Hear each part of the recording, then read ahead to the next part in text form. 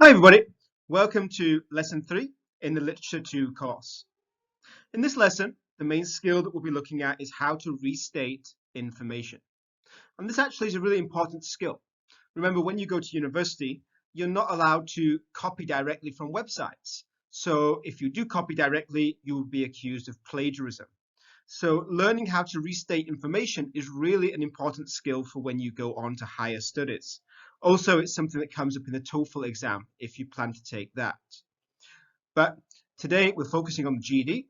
So in this lesson, in this introduction video, we'll be looking at how to restate information. If you have the textbook, we're doing page 48 and 49. However, if you haven't got the textbook, you can just watch the video and make sure you pause the video before the explanations appear. So this whole chapter is looking at restating information. We need to try and find different ways of saying the same thing that is said in the passage. So let's look at question 1 together. Which of the following statements better restates the main idea of the excerpt? Email is not being used to its fullest potential, or email is superior to many other communication methods. So A is quite a negative one. Email is not being used as well as it could be used. It's not being used to its fullest potential. B is a very positive one. Email is superior, it is better than many other communication methods. So let's look at the passage. Maybe pause the recording just for a few moments and try to answer by yourself. Despite the flashiness of the web, email is and always has been the primary reason most people go online, followed by research, according to a survey by Lewis Harris and Associates. More than 1.6 billion non-commercial email messages are sent each day in the United States, which is nearly 3 times the number of first-class postal mailings, according to analysis by eMarketer, an internet market research firm in New York City. So this first paragraph is saying how many emails are used every day. And the email is the main reason that people use the internet. It's easy to see why. Email is cheaper and faster than a letter, less intrusive than a phone call, and more flexible than a fax. So these are all very good things about emails, that it's cheap, that it's nicer than a phone call, and it's flexible. You can email from work, school, and home 24 hours a day, exchanging not only text, but also photos, voice messages, and even video. So there's nothing in this passage about email being negative or not being used well. These are all the advantages of using email. So the correct answer is B. Now pause the recording again and try to answer question 2.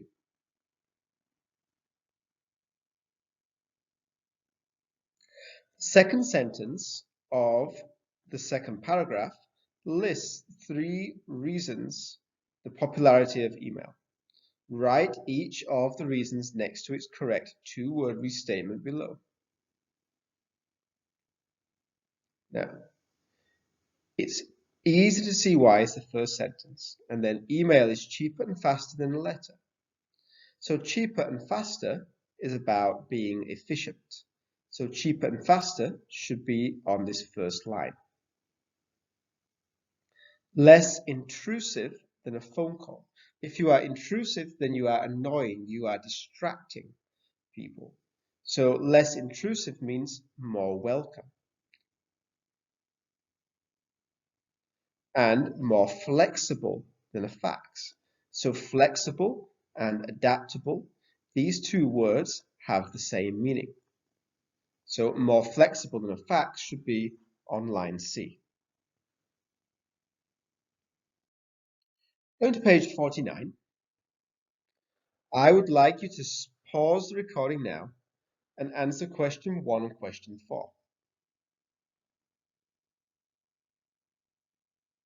Now, titles sometimes restate the most important information in a piece of writing.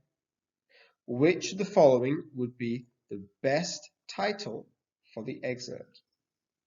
The importance of business letters, how email is replacing the business letter, the business of writing effective letters, or 6 logical steps to plan a business letter.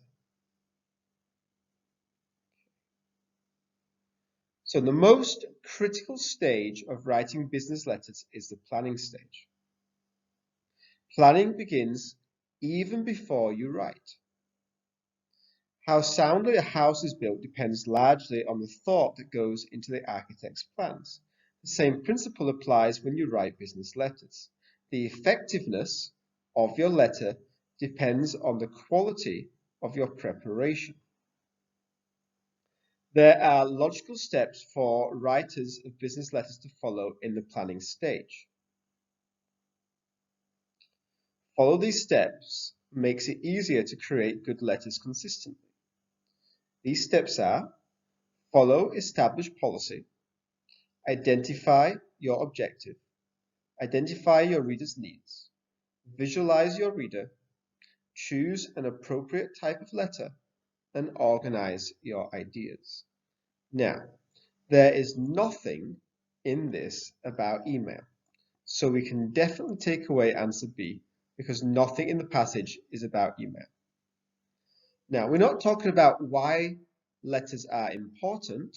We're talking about how to write a business letter. We're talking about the stages. We're talking about the planning. And when you're planning, there are different steps that you need to follow. So we can also remove answer A. Now, in the passage, we have a few clues. It talks about the planning stage. And then it says that there are steps when you are planning. There are many steps in the planning stage. So planning is not just one stage. Planning can be divided into different things. And it says, number 1, follow established policy. Number 2, identify your objective. Number 3, identify your reader's needs. Number 4, visualize your reader. Number 5, choose an appropriate type of letter. And number 6, organize your ideas. So there are 6 steps, and these steps are all part of planning. So the best answer is going to be D. Number 4, choose the sentence from the excerpt that is closest to the following restatement and write it on the line below. Thorough planning results in a letter that meets its objectives. So this sentence is saying thorough planning, careful planning, results has the effect of a letter that is effective, that meets its objective. So it's talking about the cause and effect. If you do planning well, the letter will be good. So cause and effect has the idea of result. The effectiveness of your letter depends on the quality of your preparation.